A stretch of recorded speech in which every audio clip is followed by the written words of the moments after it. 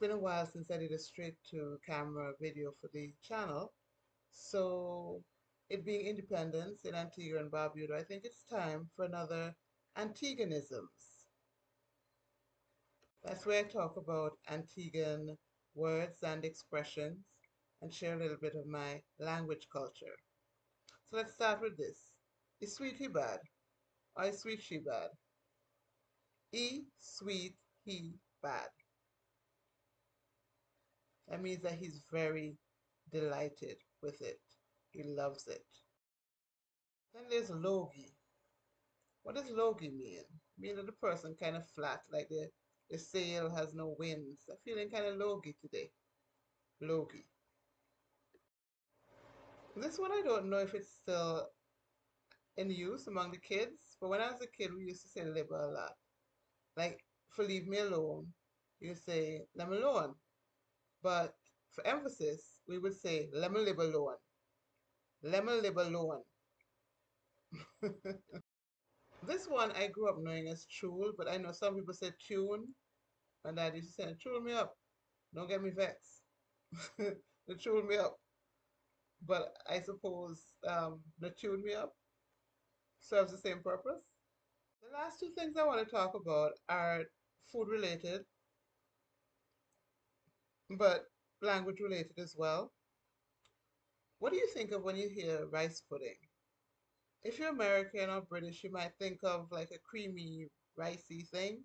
Rice pudding for us in Antigua is what they call black pudding.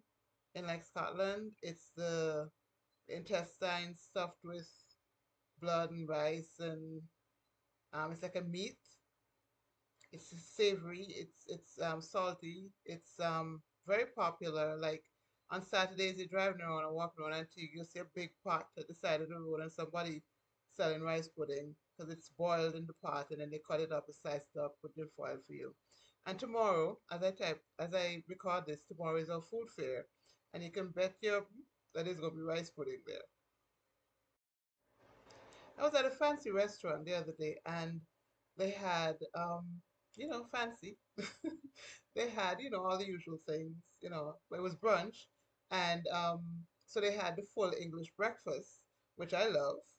But I was also happy to see that they had the full Antiguan breakfast, which is unusual because at least unusual to me, I don't normally see something like that. That's something you get at like a local, like brownies or, a cook shop or somewhere. You don't normally see a full Antiguan breakfast in a restaurant.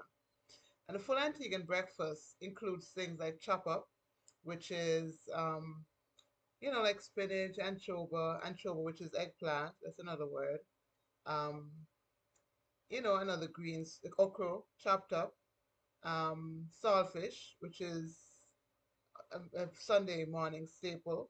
This breakfast that I'm talking about, the full Antiguan breakfast, is really a Sunday morning breakfast. Um, Saltfish, which is stewed down saltfish with onion and tomatoes and so on. Um, Fried plantain is gonna be there. Um, Lightly cucumber, lightly drizzled with salt, is gonna be there. Maybe two boiled eggs or one boiled egg cut in two is gonna be there. What else am I missing? Those are the staples, I think.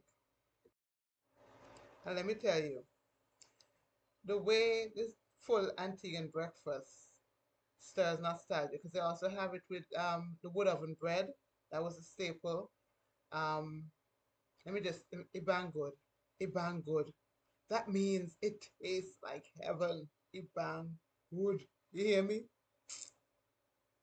Happy Independence if you're celebrating, if you're Antiguan and Barbudan. November 1st is our Independence Day, and it's the time of year that we celebrate all things cultural.